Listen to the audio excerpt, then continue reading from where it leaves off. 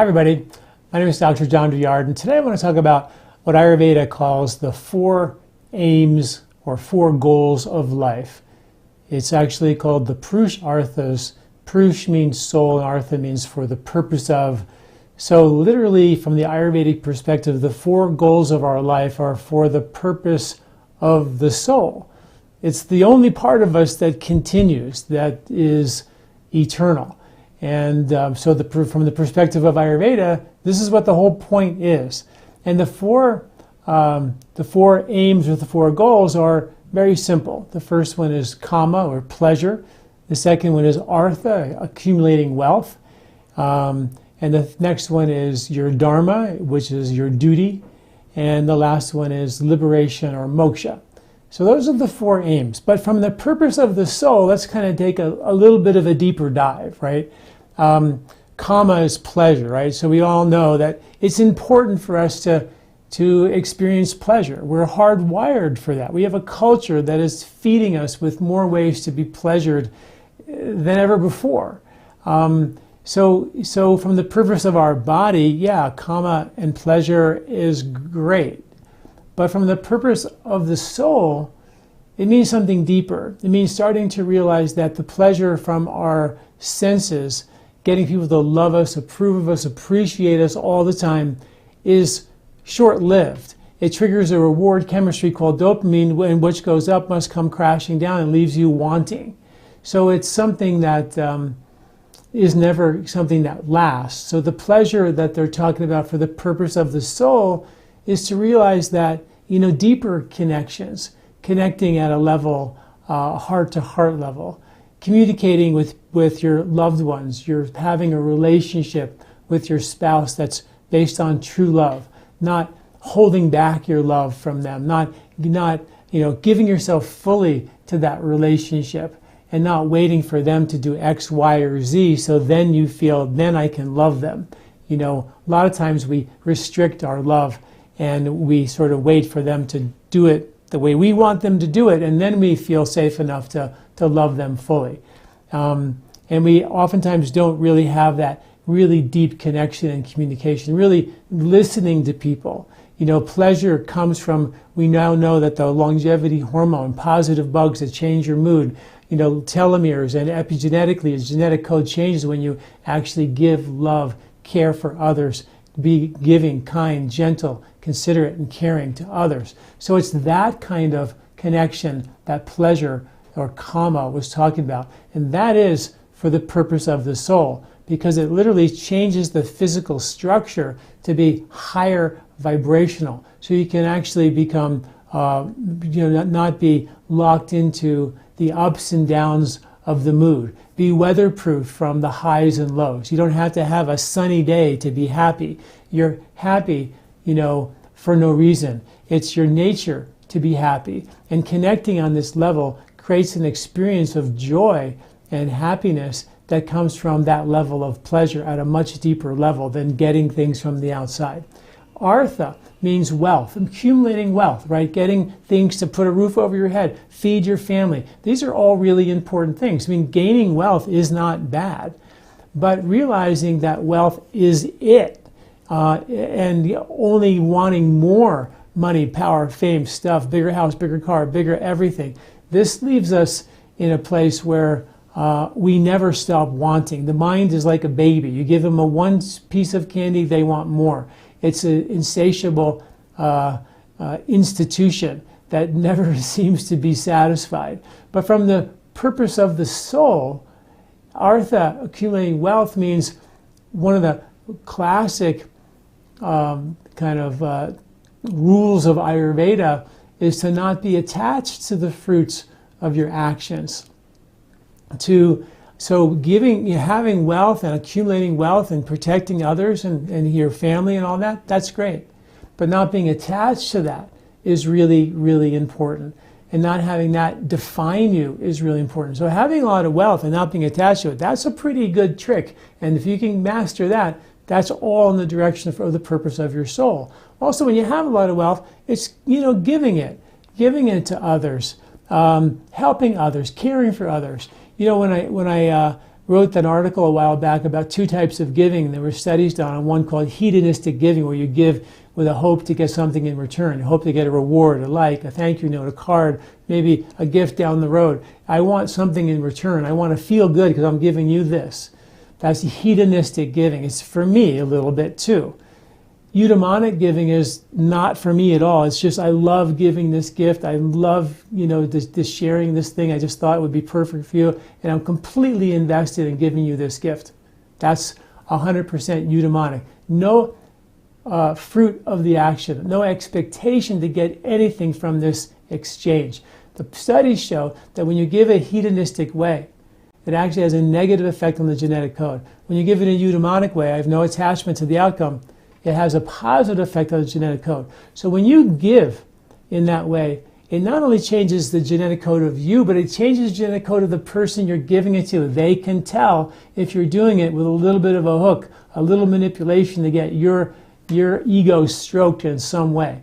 But for the purpose of the soul, beyond ego, it's you're giving at a level that is completely free. That works with kama, having relationships that give to your loved ones in a way and gain a level of pleasure that's completely different than getting appreciation and approval from others.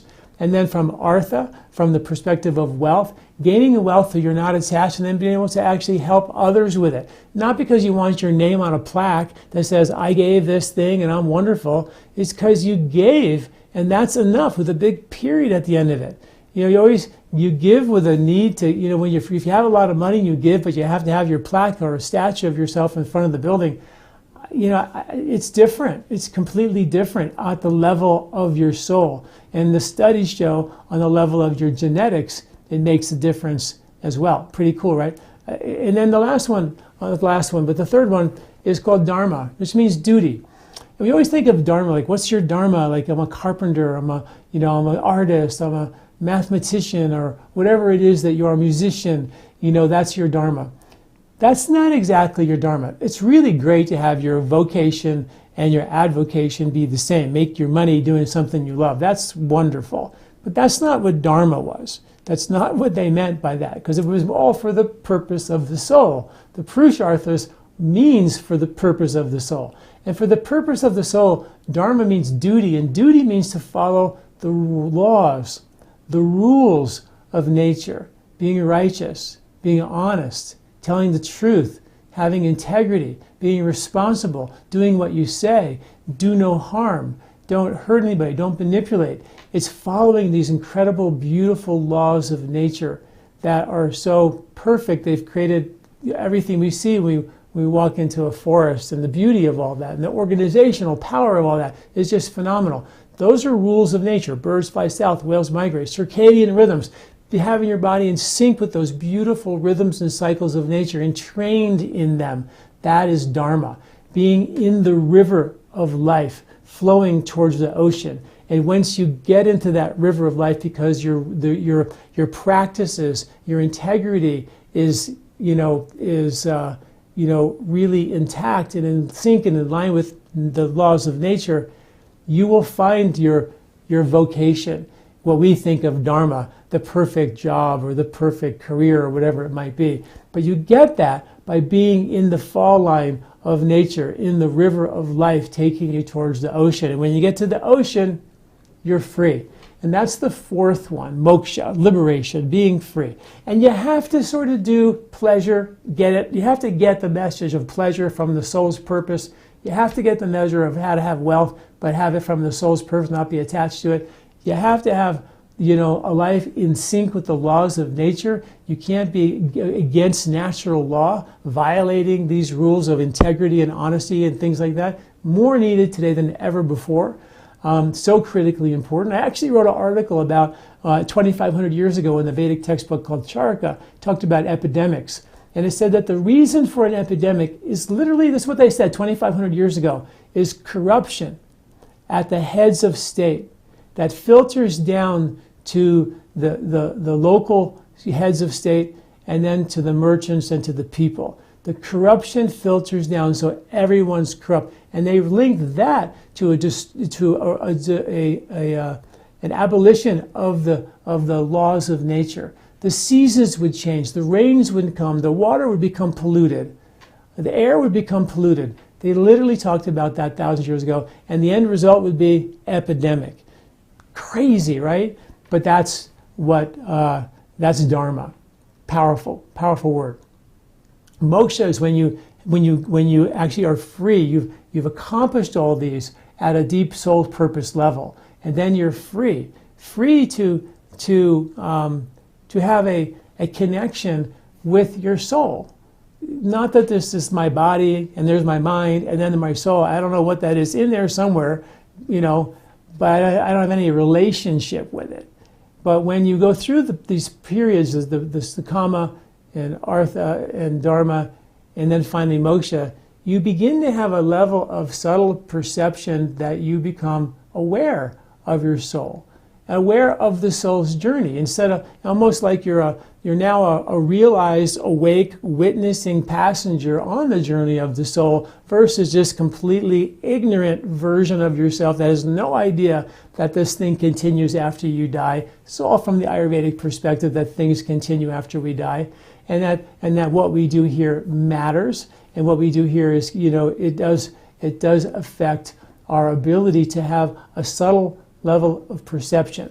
This body of ours is an instrument for subtle energy, so incredibly advanced that other instruments, even technology, hasn't been able to measure what the human body can experience and feel. But it takes refinement, and Ayurveda and Vedic sciences are designed literally to refine, purify this instrument. So at the second half of your life, as you go into the more what we call wisdom years from the Ayurvedic perspective, those cycles, the human mind is hardwired to perceive subtle energy, to begin to connect, sort of find God before it's too late is sort of the idea. We do become more spiritual as we get older. We want to understand the purpose of this life. We've gained wisdom through all the life, learning Kama, Artha, Dharma, and now Moksha. We're ready to knock on that door and experience the subtle, to experience consciousness, to experience spirituality, to have a real relationship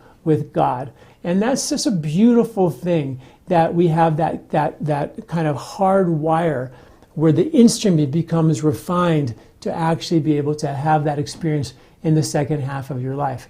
And that's why Ayurveda is so important along the way, because if you're drinking alcohol and smoking and all this stuff and your body becomes dense and dull, it's going to be very hard for you to understand this body as an instrument, to purify its ability to perceive subtle energy, your own consciousness, your own spirituality, to have a relationship with God. That's what the 4 aims of life in Ayurveda are about. At LifeSpa.com, I have an article about this with all the science and research that talks about, from the Ayurvedic perspective, what the Purusharthas are, the 4 aims, 4 goals of life, and all about for the journey and for the purpose of the soul. All right, thanks for listening. I'm Dr. John Douillard.